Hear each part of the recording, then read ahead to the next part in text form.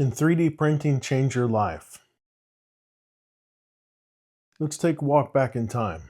The year is 2014. You're cruising down the road in your car with the radio on. This is back when Pharrell Williams was happy. Lord, she was absolutely a royal. Taylor Swift was shaking it off. And of course, Dierks Bentley was drunk on a plane. Me, I was commuting 2 hours a day to get in my repo truck and work all night long.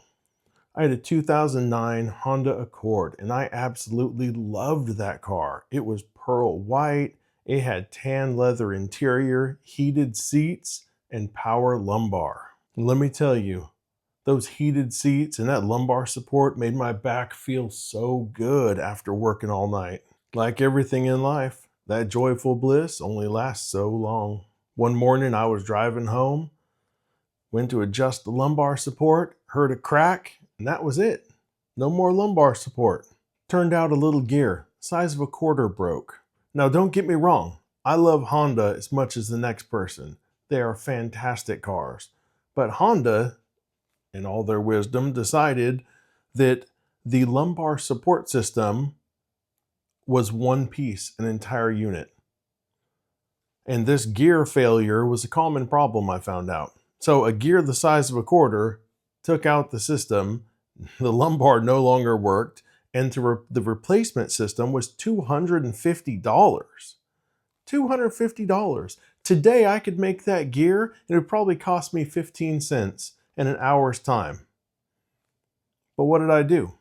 I paid the $250. That's what I did. That's what anyone with a bad back does. We pay the money to get the comfort. There's nothing worse than back pain. And if I can get even a little bit of relief from lumbar support, I'm taking it, no matter what the cost. In fact, today when I'm looking for a car, I won't even buy a car that doesn't have power lumbar or heated seats. Miss Filament Factory always says, make sure you get the one that has the princess package. What can I say? I need that lumbar support.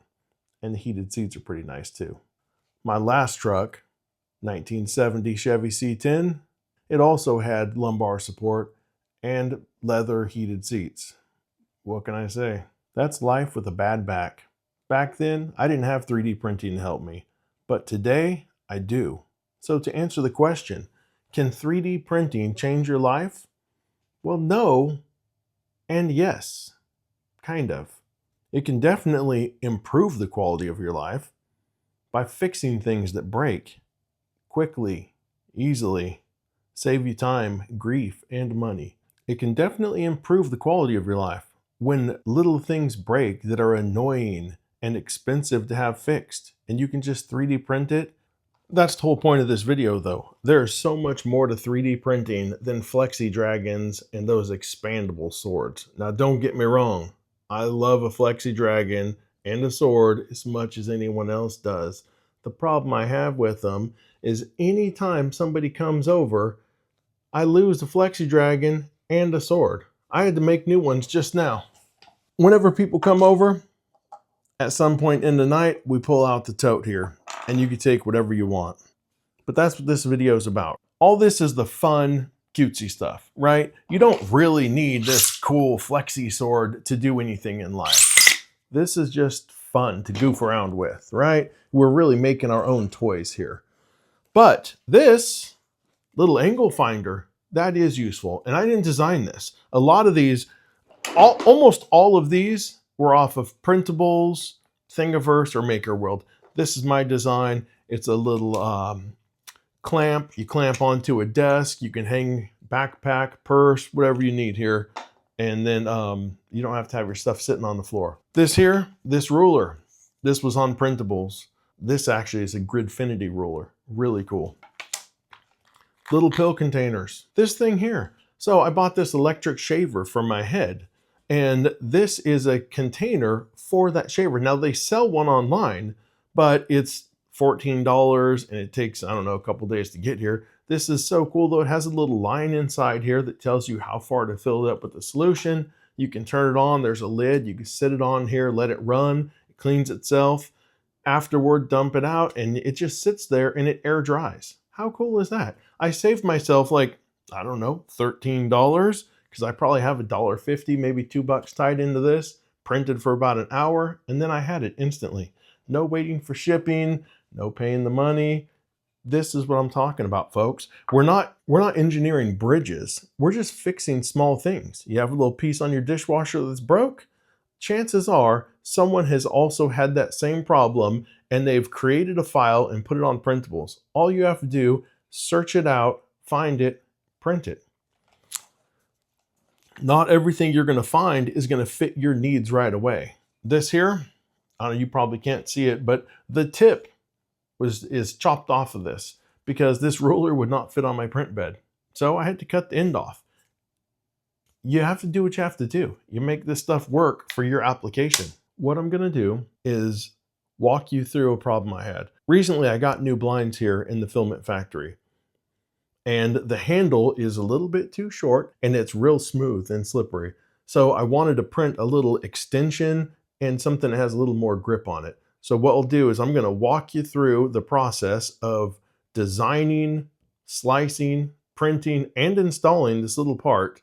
And then after that, let's walk through the house. I'll show you a few things that I've printed that just make life easy. They're not fun, they're not fancy. Some of them don't even look that good, but they absolutely solve a problem. Let's jump right into Fusion. For the most part, it's pretty straightforward. You're putting some shapes together, you extrude it up, and it turns into a three-dimensional piece at that point. Where I struggle with was like at the bottom, I didn't want it to have a hard angle, so trying to figure that out. It looks real simple here, but it actually took me quite a while to get my head around it. And then we're just gonna punch a hole in the top for the handle to slide in, and we're pretty much done at this point.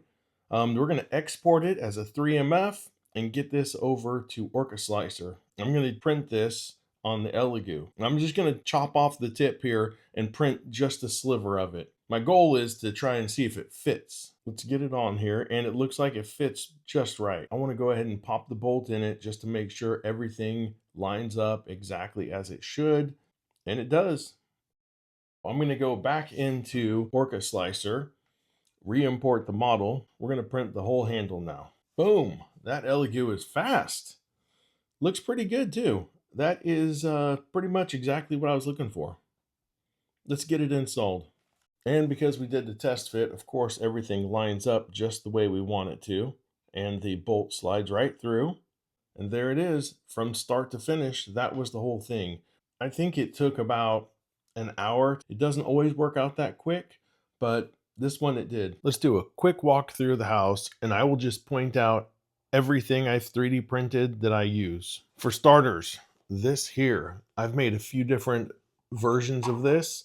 I have this pallet rack system and I have a few different versions of that, but it holds tools throughout the rack. And we're not getting very far without seeing a lot of stuff here. The next up is this little, I don't know what this is called, a tool organizer, right? I custom made this so it fits all the stuff that I regularly use. And I 3D printed this little Arca plate. Now I wouldn't trust this on anything of value, but for a phone, sometimes I use my phone for stuff. That works perfect for that. There is, that is the Voron Trident. That is coming up here next week. And you got to forgive the house. It is under construction. So things are a little bit messy right now. There's Dog. What's up, boy? He's tired and old. He gets a pass. So I made this here. So this house has rounded corners everywhere. The builder loves that crap. So I 3D printed this. I designed it, 3D printed it. You put it on there. You make a line here and you make a line here and there, and then that'll show you where this straight ends and the curve begins on each side. So you can just measure and then make your cuts. I made two different versions of it. I wasn't sure which one I was going to like best. They both do the same thing. This is just the inner and outer. So this is the one I ended up using. I think that worked out a lot better than that other one. Then let's move on to the master bedroom. It is a mess though.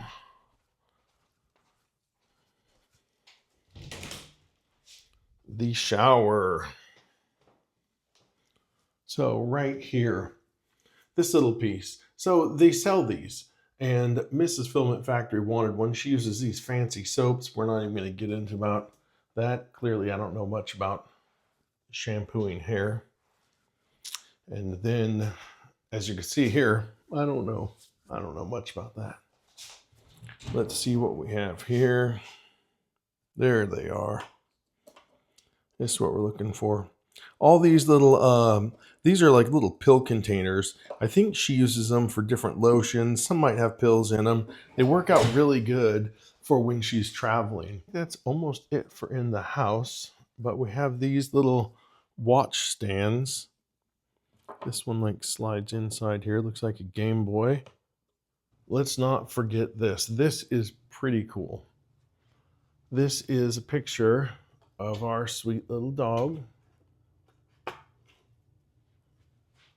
Gertrude. Now, Gertrude just recently passed, and we miss her dearly, but this is not a photo. That is 3D printed. Can you see it? It's probably hard to tell, but when you just look at it, it looks like a picture. Everybody thinks that's a photo, but it's actually 3D printed. Let's get this back. And this here. So I don't know where Miss Filament Factory picks up these little frames, but they come with like a magnet back there. So I just 3D printed a little stand so the picture could sit there on its own. Same thing on this one. There you go. You can see it in the back in the mirror there. These don't come with, this is just a magnet, right? But she likes the frame. She brought it home. Hey, can you make something for me? Yeah, no problem. We have a 3D printer. We can make whatever you want.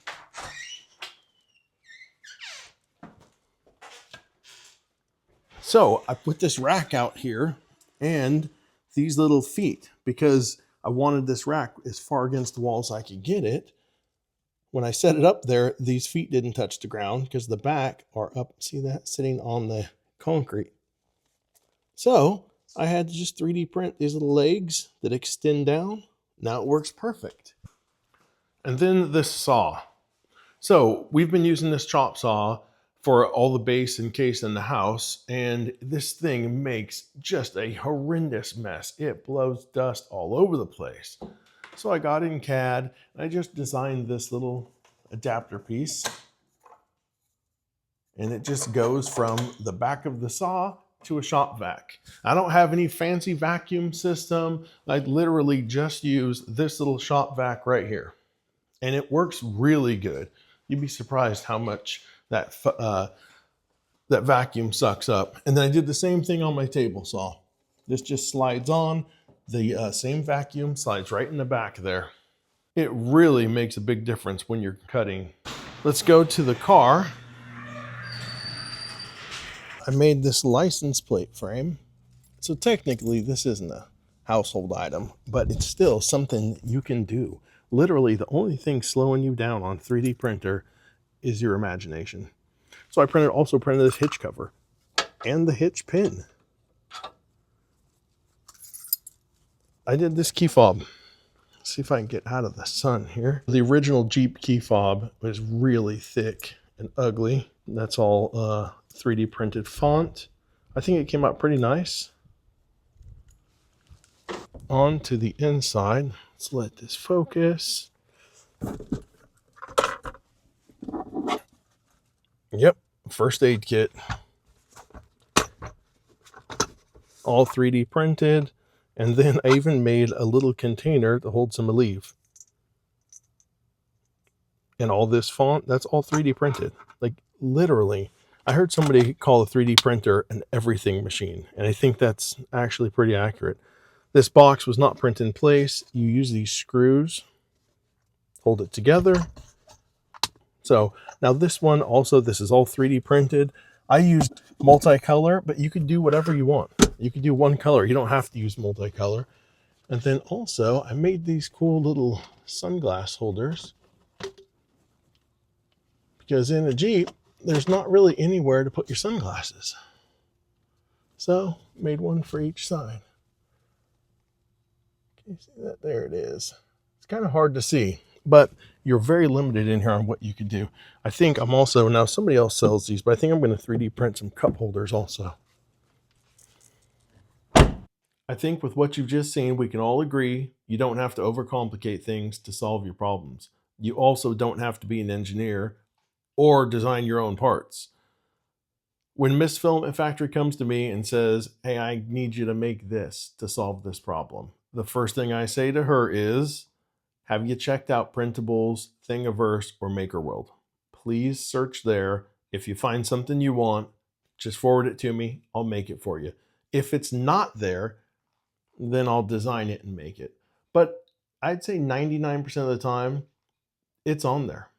A good example would be the soap bar that I showed you in the shower. Somebody already created that and it was on printables. Now I had to adjust it to make it fit my needs. I think I had to increase it by about 75, 80% to make the bars of soap fit in there just right. But that's a small adjustment. You know, you don't have to spend a ton of time.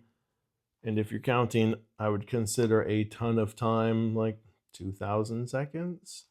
Anyways, you don't have to spend a ton of time recreating the wheel every time you're trying to fix a problem. Somebody already designed that soapbox. It just needed to be a little larger for me. Easy fix. That's what you can do too. That's my point. These are not just machines to print trinkets. Now, don't get me wrong. I love printing things like this. I love to print this and give it away. And obviously, I can't help myself. I love printing Benchies. This is a horn, by the way, an air horn. It's really loud. I'm not going to toot it, but I'm not going to toot my own horn here. My point is, these are fun to make, and I don't want to discourage you from making that, but don't think you're limited to this, right? I literally made that license plate frame. I designed it and printed it. I had to cut it in half. You can see that seam down the middle probably, and print it in 2 pieces on my printer because my bed wasn't big enough, but I did it. That's all you have to do. Get out there. You have a problem. Somebody's probably already had that problem and made a solution for it. All you have to do is print it at that point. Make the adjustments you need to make what they have fit into your application. Boom, Bob's your uncle. I hope you enjoyed this video. If you did, I'm kind of concerned about you. I mean, you know, there are other things you can do with your time. Maybe bird watching, you know? Oh, is that a pheasant?